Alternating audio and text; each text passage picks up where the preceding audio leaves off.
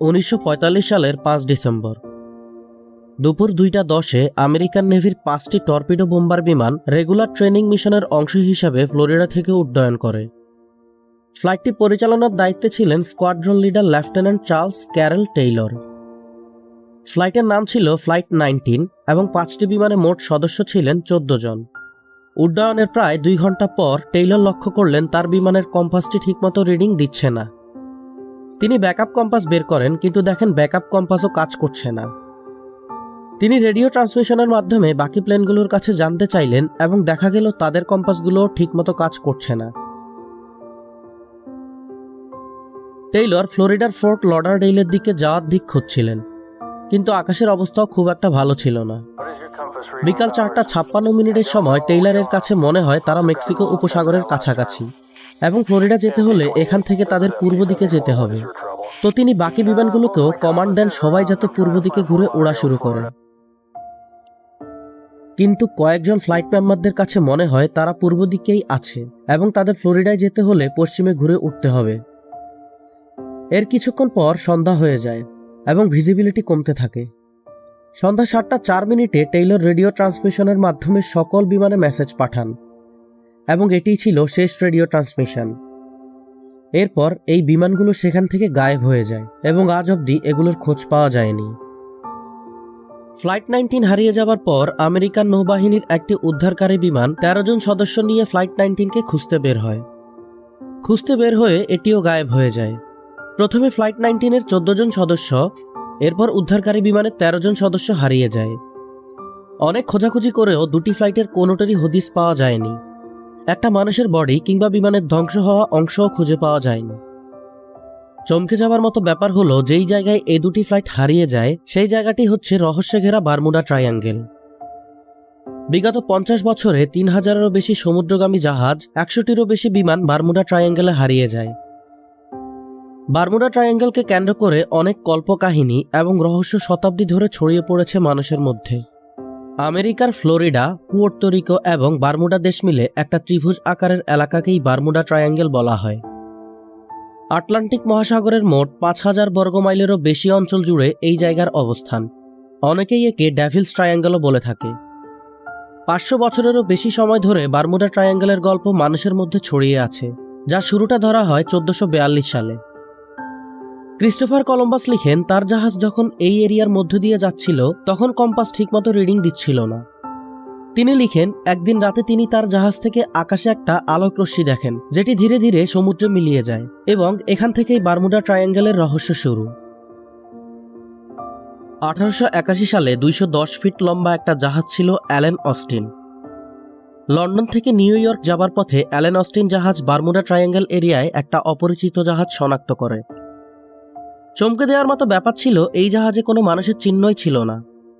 Allen অস্টিনের captain এই জাহাজে গিয়ে খোঁজ নিয়ে দেখেন জাহাজের সব মালামাল ঠিকঠাক আছে, কিন্তু জাহাজে কোনো মানুষ নেই। ডাকাতির ঘটনা ঘটেনি, কারণ জাহাজে থাকা মালামাল সব সুরক্ষিত ছিল।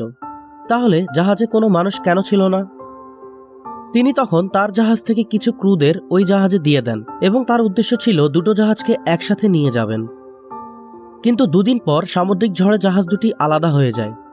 ঝড় থেমে গেলে অ্যালেন অস্টিনের ক্যাপ্টেন অন্য জাহাজের খোঁজ শুরু করেন এবং কিছুদূর পর জাহাজটি খুঁজে পান। কিন্তু সবথেকে আশ্চর্যজনক ব্যাপার ছিল, জাহাজে দেওয়া অ্যালেন অস্টিনের ক্রুদের কারোই অস্তিত্ব ছিল না। ক্যাপ্টেন আবারও কিছু ক্রুদের এই জাহাজে দিয়ে দেন এবং জাহাজ দুটো একসাথে চলাচল শুরু করে। এরপর 2-3 দিন পর সেই ঝড় এবং একই ঘটনার পুনরাবৃত্তি।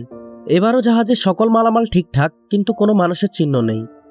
অ্যালেন অস্টিন ফিরে আসলে এই কাহিনী চারদিকে ছড়িয়ে পড়ে এবং বারমুডা ট্রায়াঙ্গেল নিয়ে মানুষের মধ্যে আতঙ্ক ছড়িয়ে পড়ে। এরকম আর একটা লোমহর্ষক ঘটনা ঘটে 1918 সালের 4 মার্চ।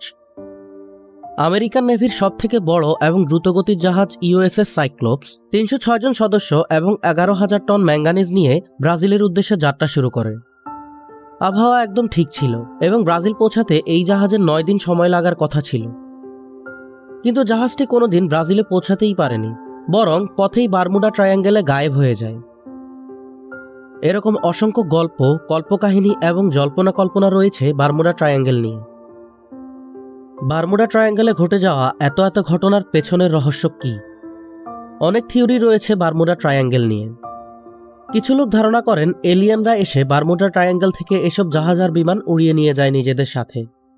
কেউ কেউ মনে করেন এই জায়গায় সমুদ্রের তলদেশে দৈত্যাকার কোনো প্রাণী বাস করে, যে কিনা এসব জাহাজ বিমান গায়েব করে দেয়। আবার কারো মতে এই এলাকায় আসলে জাহাজ কিংবা উড়োজাহাজ চক্রাকারে ঘুরে সমুদ্রে ডুবে যায়। এগুলো তো সব কল্পনা। সায়েন্টিফিক থিওরিগুলোর মধ্যে একটা হচ্ছে চৌম্বক তত্ত্ব।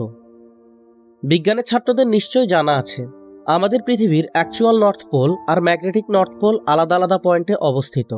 কম্পাস বানানো হয় এই ব্যাপারটি মাথায় রেখেই। কিন্তু এমন কিছু জায়গা আছে যেখানে এই দুটো পোল একই বিন্দুতে মিলিত হয়ে যায়, এবং এইসব জায়গাকে বলা হয় অ্যাগনিক লাইন। এসব জায়গায় কম্পাস রিডিং ভুল দিয়ে থাকে।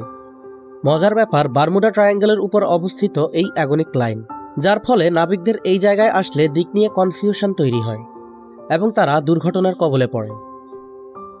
আরেকটি ব্যাপার হচ্ছে এই এলাকার পানির গভীরতা। বারমুডা ট্রায়াঙ্গেলে পানির গভীরতা খুব একটা বেশি নয়। অনেক চোরা বালুচর তৈরি হয় এই এলাকায়, যার ফলে বড় বড় জাহাজগুলো চলতে সমস্যা হয়। জাহাজ যখন এই এরিয়া দিয়ে যায় তখন আটকে যায় এসব জায়গায়। পৃথিবীর সবথেকে বেশি হারিকেন প্রবল এরিয়াগুলোর একটা ফ্লোরিডা, যার পাশেই এই বারমুডা ট্রায়াঙ্গেলের অবস্থান। তো হারিকেনের কবলে পড়েও অনেক জাহাজ কিংবা বিমান ডুবে যেতে পারে। আরেকটি ব্যাখ্যা দেওয়া হয়েছে মিথেন হাইড্রেট নিয়ে। সমুদ্রের অনেক অঞ্চল রয়েছে যেখানে মিথেন হাইড্রেটের পরিমাণ তুলনামূলকভাবে বেশি। গবেষণায় দেখা গেছে মিথেন হাইড্রেটের পরিমাণ বেড়ে গেলে সেই অঞ্চলের সমুদ্রের পানির ঘনত্ব কমে যায়। পানির ঘনত্ব কমে গেলে সেখানে ভাসা খুব কঠিন, এবং যত শক্তিশালী জাহাজই হোক ওই পানিতে ডুবে যাওয়া স্বাভাবিক। সর্বশেষ যেই ব্যাখ্যাটি দেওয়া হয়েছে সেটি মনস্তাত্ত্বিক একটা ব্যাপার। বারমুডা ট্রায়াঙ্গেল এরিয়াতে হারিয়ে যাওয়া জাহাজ এবং উড়োজাহাজের কাহিনী মানুষকে অনেক সময় ধরে প্রভাবিত করে আসছে। যখন কোনো জাহাজ এই এরিয়া দিয়ে যায় তখন জাহাজের ক্রুদের মধ্যে একটা সাইকোলজিক্যাল পরিবর্তন দেখা যায়। তাদের মধ্যে এক ধরনের ভয় কাজ করে, এবং এর থেকেই অনেকেই ভুল করে দুর্ঘটনার শিকার হন। বিজ্ঞানীরা অনুসন্ধান করে বের করেন বেশি সংখ্যায় জাহাজ উড়োজাহাজ গায়েবের যে ঘটনাগুলো বলা হয় বারমুডা ট্রায়াঙ্গেলের ব্যাপারে, এগুলোর অধিকাংশই ভুয়া। এরকম অনেক এরিয়া আছে পৃথিবীতে যেসব এরিয়াতে জাহাজ এবং উড়োজাহাজ দুর্ঘটনার শিকার হয়, কিন্তু বারমুডা ট্রায়াঙ্গেলের গল্প ছড়িয়েছে বেশি, যার ফলে মানুষ এই এরিয়া রহস্যের চাদরে ঢাকা বলে মনে করে। বন্ধুরা, আজকের ভিডিওটি ভালো লাগলে আমাদের চ্যানেলটি সাবস্ক্রাইব করতে ভুলবেন না। পরবর্তী ভিডিও দেখার আমন্ত্রণ জানিয়ে আজকের মতো বিদায় নিচ্ছি। ধন্যবাদ সবাইকে।